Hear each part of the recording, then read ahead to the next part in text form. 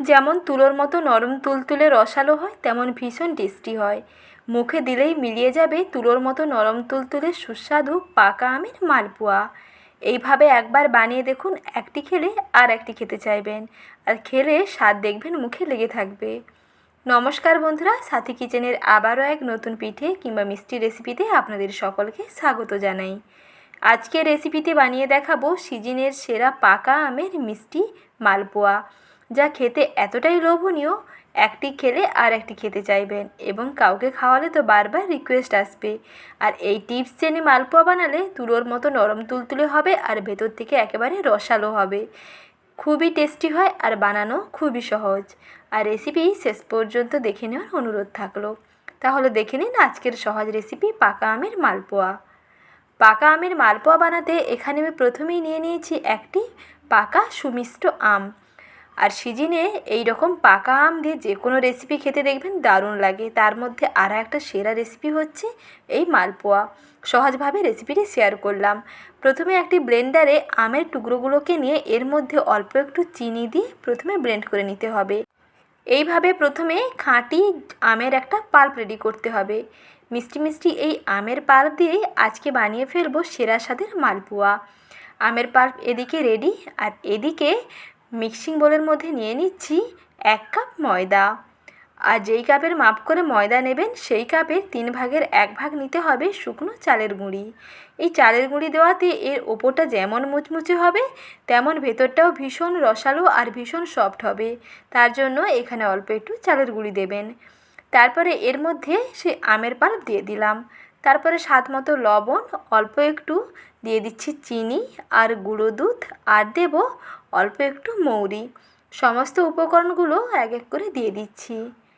আর এখানে যদি তরল দুধ দিয়ে ব্যাটারটা তৈরি করেন তাহলে কিন্তু গুঁড়ো দুধ দেওয়ার প্রয়োজন নেই। আর যদি জল দিয়ে ব্যাটার তৈরি করেন তাহলে এখানে 1 টেবিল চামচ গুঁড়ো দুধ মিশিয়ে নেবেন।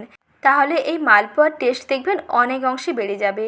আর যদি এটা দুধ দিয়ে মেশান তাহলে দুধ ও জল 1:1 অনুপাতে মেশাবেন। 1 কাপ জল এবং 1 কাপ দুধ এই মেজারমেন্ট করে মেশাবেন। ব্যাটার দেখবেন একেবারে পারফেক্ট হবে। প্রথমে শুকনো উপকরণগুলো আমের পাল্পের সঙ্গে ভালো করে মিশিয়ে নিই। তারপরে অল্প অল্প করে জল দিয়ে মিশিয়ে একটা মিডিয়াম ঘনত্বের ব্যাটার রেডি করে নিচ্ছি। আর যখন এখানে জল দিয়ে মেশাবেন, জলটা সবসময় অল্প অল্প করে দিয়ে মেশাবেন, তাহলে নিজেরাই বুঝতে পারবেন যে জলটা কতটা লাগবে। একসঙ্গে বেশি পরিমাণে জল দিয়ে দেবেন না, তাহলে কিন্তু পাতলা হয়ে যাবে। জলটা অল্প অল্প দিয়ে মিশিয়ে নেবেন। আর এখানে আমি অল্প একটু ম্যাঙ্গো এসেন্স এবং অরেঞ্জ রেড ফুড কালার একসঙ্গে দিয়ে দিলাম 1/2 চামচ মতো। এখানে এটা কিন্তু সম্পূর্ণ অপশনাল, চাইলে দিতে পারেন, না চাইলে স্কিপ করতে পারেন। হাতের কাছে অ্যাভেলেবল থাকলে দিয়ে দেখবেন, খেতে কিন্তু ভালো লাগবে, কারণ এর ম্যাঙ্গো ফ্লেভারটা বেশি ভালো লাগবে। আর এর কালারটা যাতে একেবারে দারুণ আসে তার জন্য অল্প একটু কালার অ্যাড করলাম। এই ফুড কালারটাও দিয়ে দেখবেন মালপোয়ার কালার দারুণ হবে।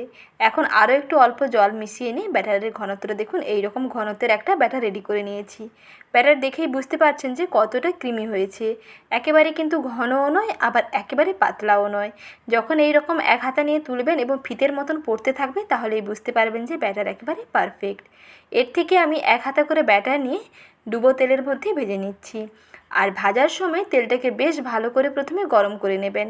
গরম তেলের উপরে 1 হাতা ব্যাটার দিয়ে প্রায় 2 মিনিট মতন অপেক্ষা করবেন। দেখবেন পিঠেটা একেবারে ফুলকো হয়ে উপর দিকে ভেসে উঠে আসবে। তেলের উপরে একেবারে ফুলে টইটম্বুর হয়ে যাবে। তারপর একটু সময় নিয়ে মিডিয়াম আঁচে এপিট ওপিট করে লাল করে ভেজে ফেলুন। তৈরি হয়ে যাবে ফুলকো ফুলকো পাকা আমের পোয়া পিঠে কিংবা তেলের পিঠে কিংবা শুকনো মালপোয়া। যদি মালপোয়া পিঠে এই রকম রসে ভেজানো না করে এই রকম বানাতে চান তাতেও হবে, এটাও খেতে ভীষণ দুর্দান্ত লাগবে। আর এটা আপনি একদিন বানিয়ে অনেক দিন পর্যন্ত স্টোর করে খেতে পারবেন, প্রায় 4 থেকে 5 দিন রেখে খেতে পারবেন, একই রকম স্বাদ থাকবে। আর আজকে যেহেতু এগুলো মালপোয়া বানাবো, তার জন্য একটা চিনির শিরা রেডি করে এই পিঠেগুলোকে চিনির শিরার মধ্যে দিতে হবে। এক এক করে সমস্ত ফুলকো ফুলকো তেলের পিঠেগুলো বানিয়ে নিয়েছি। এখন একটি প্লেটে সার্ভ করে নিচ্ছি। আর সেদিকে আমি চিনির শিরাটা রেডি করে নেব। ততক্ষণে এই পিঠেগুলোকে একটু ঠান্ডা করে নিচ্ছি, কারণ ঠান্ডা করে নিয়ে তারপরে চিনির শিরার মধ্যে দিতে হবে। আর এদিকে চিনির শিরা বানানোর জন্য 1 কাপ চিনি এবং দিচ্ছি 3টে এলাচ আর 1 কাপ জল, এই মেজারমেন্ট করে চিনির শিরা বানাবো। তাহলে সময়টাও কম লাগবে আর খুব তাড়াতাড়ি একটা ভালো পারফেক্ট চিনি শিরা রেডি হবে। 1 কাপ চিনি ও 1 কাপ জল বেশিক্ষণ কিন্তু ফোটাতে হবে না, কারণ খুব তাড়াতাড়ি দেখবেন চিটচিটে হয়ে যাবে। আর এটা কিন্তু একেবারে একতারে বিশিষ্ট শিরা বানালে হবে না। একটু শিরাটা হাতের মধ্যে নিয়ে চেক করে নেবেন, একটু তেলের মতো চিটচিটে লাগছে, তাহলেই বুঝতে পারবেন যে শিরা একেবারে পারফেক্ট। শিরা একেবারে রেডি করে নিয়েছি। এর থেকে বেশি কিন্তু চিটচিটে করব না, তাহলে শিরাটা এই মালপোয়ার মধ্যে ঢুকবে না। শিরাটা উষ্ণ গরম আছে আর পিঠেগুলো কিন্তু ঠান্ডা হয়ে গেছে। এই উষ্ণ গরম শিরার মধ্যে এই ফুলকো ফুলকো পোয়া পিঠেগুলোকে ডুবিয়ে রাখবো 10 মিনিট। আর মাঝে মাঝে একটু ওপর নিচে এইরকম উল্টে পাল্টে নেব। এই সাইডটাকে একবার দিয়ে তারপরে অপর সাইডটাকে দিয়ে এইভাবে উল্টে পাল্টে নিলে শিরাটা দেখবেন বেশ ভালোভাবে ঢুকে যাবে।